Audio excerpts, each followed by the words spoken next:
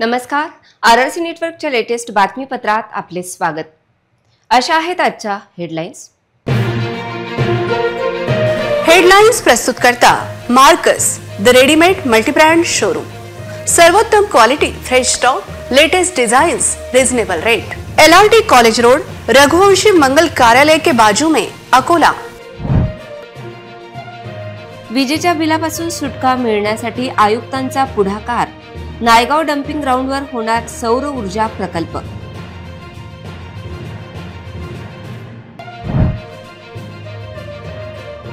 अनिकेतच्या हत्येचा मास्टरमाइंड तिसराच कोणी. अनिकेतच्या वडिलांनी लावले गंभीर आरोप.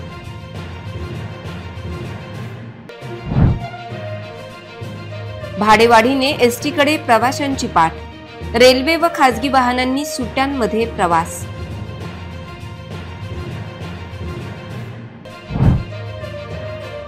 शहरातील उड्डाणपुलाची साफसफाईच नाही. शहरात बदनाम अंडरपासमध्ये कार वॉशिंग सेंटर. बचत गटांच्या प्रदर्शनाकडे जनतेची पाठ. अधिकाऱ्यांच्या ढिसाळ नियोजनाचा फटका. आता सविस्तर बातम्या. महान धरणासह शिलोडा येथे सौर ऊर्जा प्रकल्प सुरू केल्यानंतर आता महापालिका प्रशासनाने नायगाव येथील डम्पिंग ग्राउंडवर सौर ऊर्जा प्रकल्प उभारण्याचा निर्णय घेतला आहे. महापालिकेचे आयुक्त डॉक्टर सुनील लहाने यांनी ही संकल्पना मांडली असून या प्रकल्पाच्या माध्यमातून वीज निर्मिती करण्याचा विचार महापालिका करीत आहे. नायगाव येथे महापालिकेचे डम्पिंग ग्राउंड आहे. डम्पिंग ग्राउंड 8 ते 10 एकराचा परिसर आणि या ठिकाणी टिनाचे मोठे शेड असून या ठिकाणी दररोज शहरातील 120 टनच्या जवळपास कचरा संकलित केला जातो. एवढ्या मोठ्या परिसरात 1 ते 2 मेगावॉटचा प्रकल्प उभारण्याच्या दृष्टिकोनातून महापालिका आयुक्त डॉक्टर सुनील लहाने यांनी स्वच्छता व विद्युत विभागाला सूचना केल्या आहेत.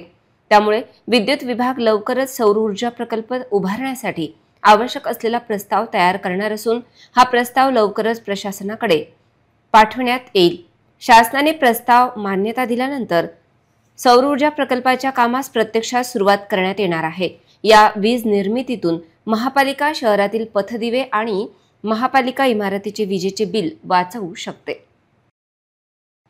वाशिमच्या बाबुळगावमधून 14 वर्षीय अनिकेत या मुलाचे अपहरण आणि हत्या प्रकरणात आता नवीन वळण आले आहे. या प्रकरणी पोलिसांनी 2 जणांना अटक केली असली तरी मात्र या मागचा मास्टरमाइंड दुसराच असल्याचा आरोप मृतक अनिकेतचे वडील संतोष साधुडे यांनी केला आहे. वाशिमच्या बाबुळगाव मध्ये अनिकेत साधुडे या 14 वर्षीय अल्पवयीन मुलाचा अपहरण करून हत्या झाल्याची घटना 21 मार्च रोजी उघडकीस आली आहे. या प्रकरणी पोलिसांनी बाबुळगावातीलच प्रणय पद्मणे आणि शुभम इंगळे या 2 जणांना अटक केली आहे. दोन्ही आरोपींना न्यायालयात हजर केले असता 29 मार्च पर्यंत त्यांना पोलीस कोठडीत ठेवण्याचे आदेश दिले आहेत. मात्र आता या प्रकरणी नवीन वळण आले आहे. मृतक अनिकेतच्या हत्येमागे या अटक आरोपींसह आणखी तिसराच मास्टरमाइंड असल्याचे आरोप अनिकेतच्या वडिलांनी केला आहे. तसेच तो मुख्य सूत्रधार अजूनही पोलिसांना सापडलेला नाही. त्यांची नावे देखील पोलिसांना देण्यात आली आहेत. त्यामुळे शासनाने आणि मुख्यमंत्री देवेंद्र फडणवीस यांनी हे प्रकरण गांभीर्याने घ्यावे.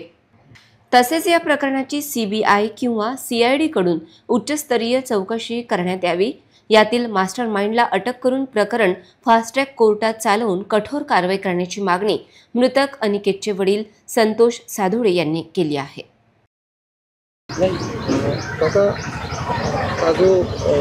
काल तुमच्या मुलाचा मृतदेह आढळून आलेला आहे, त्यानंतर आता तपासाच्या बाबतीत तुमची काय भूमिका आहे, काय वाटतं तुम्हाला या सगळ्या तपासाच्या बाबतीत? एवढंच वाटते मला की जे कोणी मास्टरमाइंड आहे यातला मुख्य सूत्रधार तो अजून काही सापडलेला नाही. माझी ज्याच्यावर शंका आहे त्याच्यावर पोलिसांनी चौकशी करून त्याच्यावर मुख्य सूत्रधारपर्यंत पोहोचून आरोपीला जास्तीत जास्त कठोर शिक्षा करण्यात येईल आणि ही केस फास्ट ट्रॅक कोर्टात चालवून CBI मार्फत चौकशी करण्यात येईल. तुम्हाला कोण वाटतं की कोण असावं? मी सगळी नावं सांगितलेली आहेत. आरोपीची, संशयित आरोपीची सगळी नावं अगोदरच सांगितलेली आहेत. वादविवाद होते का? वादविवाद 20-25 वर्षात ग्रामपंचायतीचा राज आहे, ते राजकारण येऊ शकते आणि त्याच्यात हे आता झालेले समजा, त्याच्यामुळे ही दुश्मनी होऊन त्याने प्लॅन करून काम केलेले आहे. दोघं जण पोलिसांनी पकडलेले आहेत, त्याच्या व्यतिरिक्तही आहे असं तुम्हाला वाटतं? हो, कारण एवढं प्रकरण होऊ शकत नाही. मुख्यमंत्री सुद्धा स्वतः तुमच्याशी बोलले होते. आता तुमची मुख्यमंत्र्याकडे काय मागणी असते? मुख्यमंत्र्याकडे माझी एवढीच मागणी आहे की त्याची CID चौकशी लावून मुख्य सूत्रधार कोण आहे हे शोध लावून त्याच्यावर कारवाई करण्यात यावी आणि फास्टॅग कोर्टात केस चालून खटला चालवण्यात यावा.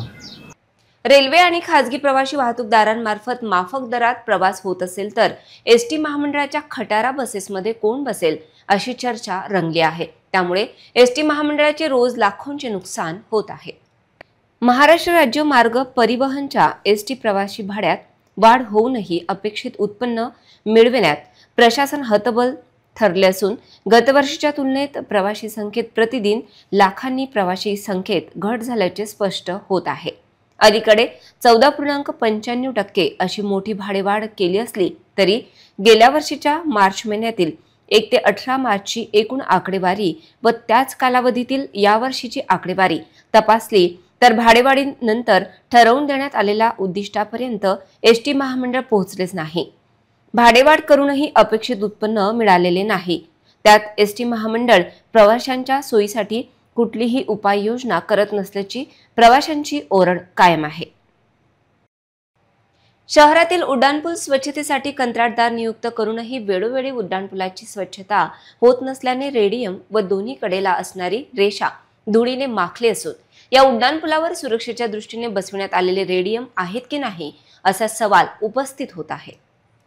शहराच्या मध्यवर्ती भागातून जाणाऱ्या उड्डाणपुलाची देखभाल व दुरुस्ती राष्ट्रीय महामार्ग प्राधिकरणकडे असून उड्डाणपूल स्वच्छतेसाठी महामार्ग प्राधिकरणने स्थानिक कंत्राटदाराची नियुक्ती केली आहे. मात्र नियमित उड्डाणपुलाची साफसफाई होत नसल्याचे चित्र आहे. उड्डाणपुलाच्या दोन्ही कडेला धूळ साचली असून कचरा जागोजागी दिसून येत आहे. शहरातील दोन्ही उड्डाणपुलाचे काम राष्ट्रीय महामार्ग प्राधिकरणच्या अखत्यारीत करण्यात आले. सदर काम झांडू कन्स्ट्रक्शन कंपनीने केले असून दोष दायित्व कालावधी संपेपर्यंत देखभाल व दुरुस्तीची जबाबदारी सदर कंपनीची आहे. त्यानुसार देखभालचे काम स्थानिक कंत्राटदाराला देण्यात आले असून उड्डाणपुलाला लागून असलेल्या रस्त्यावर रोषणाई करण्यासाठी उड्डाणपुलाला विद्युत खांब लावण्यात आले आहेत. परंतु अनेक पथदिवे बंद असल्याची परिस्थिती आहे. उड्डाणपुलाबरोबर अंडरपास देखील पाण्याने भरला असून अनेक वाहन चालक वाहने धुण्यासाठी या अंडरपासमध्ये येत असल्याची ओरड आहे. जिल्हाधिकारी अजित कुंभार यांचे दालन आता 3ऱ्या मजल्यावर असणार आहे. जिल्हाधिकाऱ्यांनी नूतन इमारतीत शिफ्ट होत बैठका देखील घेतल्या. त्यामुळे जिल्ह्याचा कारभार आता 3ऱ्या माळ्यावरून हाकला जाणार आहे. जिल्हाधिकारी कार्यालयाची अस्तित्वात असलेली ब्रिटिशकालीन 52 दरवाजाची इमारत आता कालबाह्य होणार असून नवीन भव्य 3 मजली इमारतीचे बांधकाम पूर्ण झाले आहे. नवीन इमारत ही 3 मजली असून अभ्यंगतांच्या सोयीसाठी 2 लिफ्टची सोय या ठिकाणी उपलब्ध करून देण्यात आली आहे. या लिफ्टचा एकाच वेळी 16 व्यक्ती वापर करू शकतील अशी लिफ्टची क्षमता आहे. याशिवाय शासनाच्या विविध बैठकीला उपस्थित राहण्यासाठी कॉन्फरन्स हॉल व मीटिंग हॉल याशिवाय स्वीय सहाय्यकाचा कक्ष देखील एकाच ठिकाणी 3ऱ्या माळ्यावर असणार आहे. सद्यस्थितीत नवीन इमारतीत पहिल्या माळ्यावर मुख्यमंत्री वैद्यकीय कक्ष, नैसर्गिक आपत्ती निवारण कक्ष, महसूल विभाग, अकोला पश्चिम निवडणूक विभाग, खनिकर्म विभाग, NIC तर दुसऱ्या मजल्यावर पुरवठा विभाग कार्यरत असून इतर विभागाच्या कार्यालयाच्या जागा राखीव करण्यात आल्या आहेत. मात्र सध्या फर्निचर होईपर्यंत ते विभाग जुन्याच इमारतीत कार्यरत राहतील. जिल्हाधिकारी अजित कुंभार यांनी नवीन इमारतीत आपले कार्यालय शिफ्ट केले आहे. यापूर्वी जिल्हाधिकारी नियोजन भवनामध्ये असलेल्या दालनातून आपला कारभार चालवत होते. मात्र आता नवीन इमारतीच्या 3ऱ्या मजल्यावर निर्माण केलेल्या कार्यालयातून जिल्हाधिकारी आपला कारभार चालवतील. इतरही घडामोडींचा आपण आढावा घेणार आहोत मात्र छोट्याशा विश्रांतीनंतर. ना दर महिन्यात रिचार्जची भानगड ना डाटा पॅक संपण्याचं टेन्शन. आमच्या घरी आहे RRC ब्रॉडबँड कनेक्शन. तुम्ही घेतलाय काही वर्षाचा नवा प्लॅन?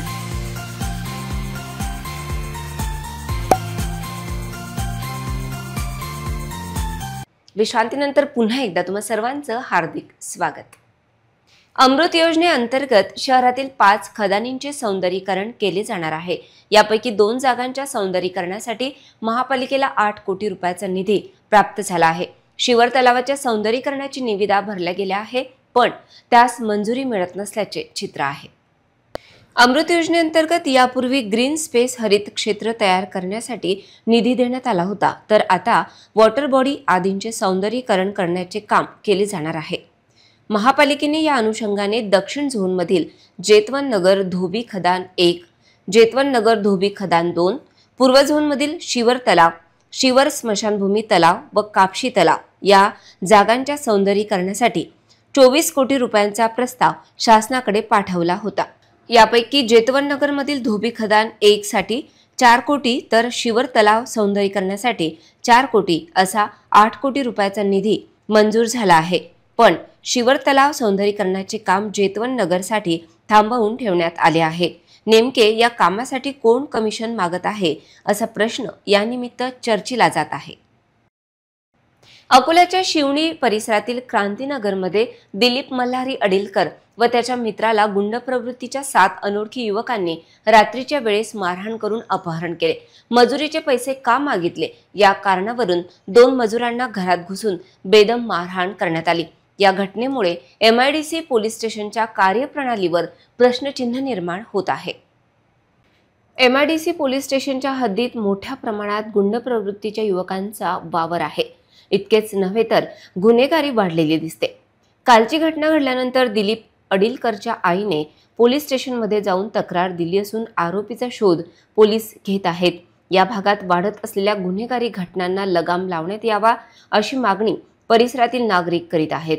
सततच्या घटनांमुळे लोकांमध्ये असुरक्षिततेची भावना निर्माण झाली आहे अशी माहिती स्थानिकांनी दिली. शिवनी क्रांतीनगरात मी राहतो सर.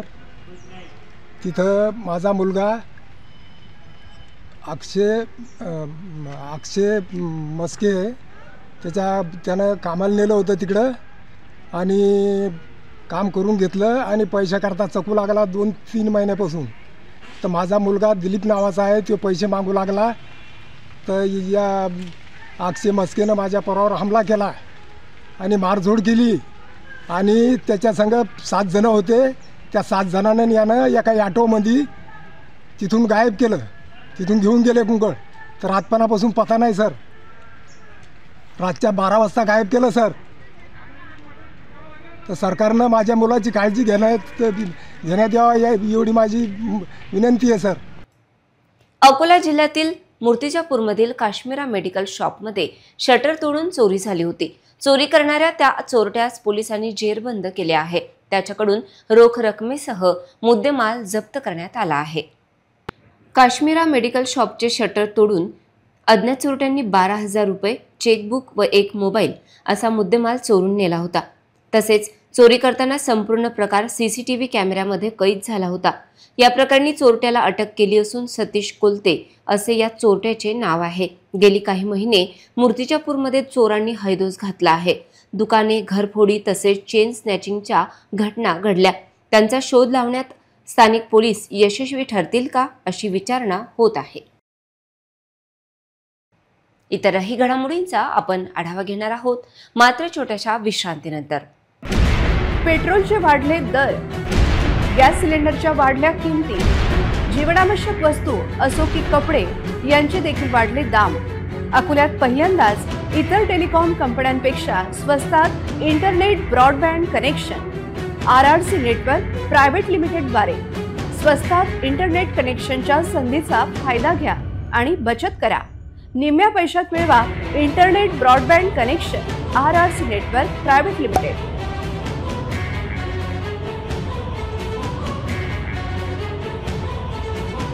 विश्रांतीनंतर पुन्हा एकदा तुम्हा सर्वांचं हार्दिक स्वागत. अकोल्याचा सुपुत्र आणि विदर्भाच्या क्रिकेट क्षेत्रातील चमकता तारा अथर्व ययाती तायडे आपल्या सातत्यपूर्ण दमदार खेळामुळे आता IPL 2025 सनरायझर्स हैदराबाद संघाकडून खेळणार आहे. अथर्वने आपल्या कारकिर्दीत अनेक विक्रम मोडीत काढत भारतीय क्रिकेट क्षेत्रामध्ये आपले एक वेगळे स्थान निर्माण केले आहे. त्याने 2024च्या IPL हंगामात किंग्ज 11 पंजाब संघाकडून खेळताना 2 अर्धशतके झळकावली होती. त्यामुळे अकोल्याच्या या युवा खेळाडूकडे अनेक संघाचे लक्ष लागलेले होते. श्रीलंका अंडर 19 संघाविरुद्ध सलग 2 शतके झळकावणाऱ्या अर्थरने भारतीय अंडर-19 क्रिकेटमधील सर्वात जलद शतक ठोकले होते. त्याचबरोबर जागतिक स्तरावर दुसऱ्या क्रमांकाचे वेगवान शतक करणारा तो भारताचा पहिला खेळाडू ठरला होता. केंद्र सरकारच्या योजना फेल करण्यासाठी अकोल्यात पाठविल्या जात असल्याची चर्चा आहे. QR कोडच्या माध्यमातून कचरा संकलन ही संकल्पना राबविण्यात येत असल्याचा देखावा निर्माण केला गेला आहे. जनतेच्या कराची लूट महापालिकेत सुरू असल्याची ओरड होत आहे. केंद्र सरकारने स्वच्छ भारत अभियानांतर्गत घरोघरी कचरा संकलन नियमितपणे करता यावा यासाठी घरांवर QR कोड बसवण्याचा उपक्रम राबवण्याचा निर्णय घेतला. घरोघरी QR कोड लावण्यात आले, परंतु तांत्रिक बाबींमुळे ही यंत्रणा अकोला शहरात 1.5 वर्षानंतरही सुरू झाली नाही. घंटागाडी दररोज येत नाही, कचरा नियमित उचलला जात नाही अशा तक्रारींमुळे घंटागाड्यांवर लक्ष ठेवण्यासाठी घरोघरी QR कोड लावण्यात आले होते. कचरा उचलणाऱ्या घंटागाडी चालक किंवा मदतनीसांना घराबाहेर लावलेला QR कोड स्कॅन करणे बंधनकारक करण्यात आले होते, जेणेकरून QR कोडच्या माध्यमातूनच या गाड्यांवर नियंत्रण ठेवता येईल असा उद्देश या उपक्रमाचा होता. इंडियन टेलिफोन इंडस्ट्रीज ITC या कंपनीसोबत केलेल्या करारानुसार ही सिस्टीम शहरात सुरू करण्यासाठी लाखोंचा खर्च करण्यात आला. शहरातील सुमारे 1,40,000 घरांना QR कोड स्टिकर लावण्यात आले. मात्र या उपक्रमाचा बोजवारा उडाल्याचे चित्र आहे. कचरा संकलन करण्यासाठी आलेल्या घंटागाडी चालकाकडून QR कोड स्कॅनच केले जात नाहीत. केवळ घरांवर कोड लावण्यात आले असून तांत्रिक त्रुटींमुळे ते स्कॅन होत नसल्याचे वास्तव आहे. महिला आर्थिक विकास महामंडळाने आयोजित केलेल्या प्रदर्शनात आज देखील लोकांची उपस्थिती नव्हती. प्रदर्शनाचा प्रचार व प्रसार न केल्याने येथे बचत गटाच्या या प्रदर्शनाला लोकांनी भेट दिली नाही अशी ओरड आहे. महिला आर्थिक विकास महामंडळाच्या सुवर्ण महोत्सवी वर्धापन दिनानिमित्त महिला व बालविकास विभागाच्या सहकार्याने स्वराज्य भवन परिसरात आयोजित नवतेजस्विनी प्रदर्शन केवळ नावापुरते आहे. या प्रदर्शनाकडे अकोलेकरांनी पाठ फिरविल्याचे चित्र होते. त्यामुळे ज्या बचत गटांनी येथे स्टॉल टाकले त्यांचे मोठे नुकसान झाल्याचे चित्र होते. अनेक महिला बचत गटाच्या पुरुष पदाधिकाऱ्यांची येथे उपस्थिती होती. केवळ सरकारने आदेश दिला म्हणून हे प्रदर्शन येथे सुरू आहे. त्याचा मोठा आर्थिक फटका हा बचत गटांना बसत आहे. या 3 दिवसीय नवतेजस्विनी प्रदर्शनात ग्रामीण महिला भगिनींनी निर्माण केलेली उत्पादने अकोलेकरांना उपलब्ध झाली आहेत, पण खरेदी करण्यासाठी कोणीच नसल्याची ओरड बचत गटांच्या महिलांनी केली आहे. शासनाच्या निधीचा दुरुपयोग असून यातून महिला बचत गट सक्षम होताना मात्र दिसत नव्हते. अधिकाऱ्यांचे ढिसाळ नियोजन येथे दिसून आल्याची चर्चा बचत गटाच्या महिलांनी केली. आम्ही काही किती वर्ष झाले मग स्टॉल करत आहे, पत्रिकेमध्ये पण केलेला आहे. आता इथं या उन्हामुळे पहिल्या दिवशी आमच्या स्टॉकचे सगळे जेवणचे काल काही इतके आले नव्हते लोक, पण आज पाहू जर रविवार आहे तर लोकांनी हे स्टॉलचं प्रदर्शनी पाहायला पाहिजे. कारण की बचत गटाच्या जे महिला आहे त्यानं स्वतःहून आता कसं जर ते बाहेर निघाल्या काहीतरी कमावून राहिल्या तर त्याच्यात सहभाग केला पाहिजे सर्वांनी. या गटाच्या मार्फत मी इथे आमचे स्टॉल चालू आहे स्वराज भवनला. इथे आम्हाला चांगला प्रतिसाद मिळत आहे, पण उन्हामुळे कसं होतं आहे किंवा थोडं ग्राहक कमी येत आहे, पण संध्याकाळी चांगला रिस्पॉन्स मिळत आहे. तर ज्यांना कोणाला या सुवर्ण संधीचा लाभ घ्यायचा आहे तो आजचाच दिवस आहे आणि 3 दिवसापासून ही प्रदर्शनी सुरू आहे. तर अवश्य भेट द्या, अवश्य भेट द्या, अवश्य भेट द्या. पुन्हा एक नजर टाकूया आजच्या प्रमुख घडामोडींवर. हेडलाइन्स प्रस्तुत करता Marcus the readymade multibrand showroom. सर्वोत्तम quality, fresh stock, latest designs, reasonable rate. LRT college road, Raghuvanshi मंगल कार्यालय के बाजू में अकोला. विजेच्या बिलापासून सुटका मिळण्यासाठी आयुक्तांचा पुढाकार. नायगाव डम्पिंग ग्राउंडवर होणार सौर ऊर्जा प्रकल्प.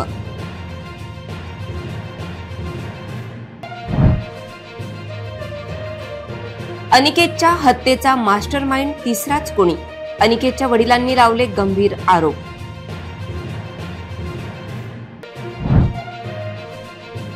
भाडेवाढीने एसटी कडे प्रवाशांची पाठ. रेल्वे व खासगी वाहनांनी सुट्ट्यांमध्ये प्रवास.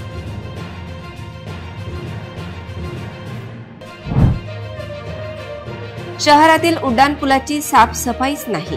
शहरात बदनाम अंडरपासमध्ये कार वॉशिंग सेंटर. बचत गटांच्या प्रदर्शनाकडे जनतेची पाठ. अधिकाऱ्यांच्या ढिसाळ नियोजनाचा फटका. बातम्यांसाठी तुम्ही पाहत रहा RRC न्यूज. 2.25 लाख दर्शकांनी RRC डिजिटल अकोला हे यूट्यूब चॅनल सबस्क्राईब केले आहे. तेव्हा तुम्ही कसली वाट पाहत आहात? तुम्ही पण सबस्क्राईब करा आणि बेल आयकॉन क्लिक करत RRCच्या बातम्या निरंतर पहा. पुन्हा भेटूया लेटेस्ट बातम्यांसह नवीन बातमीपत्रात. तोवर नमस्कार.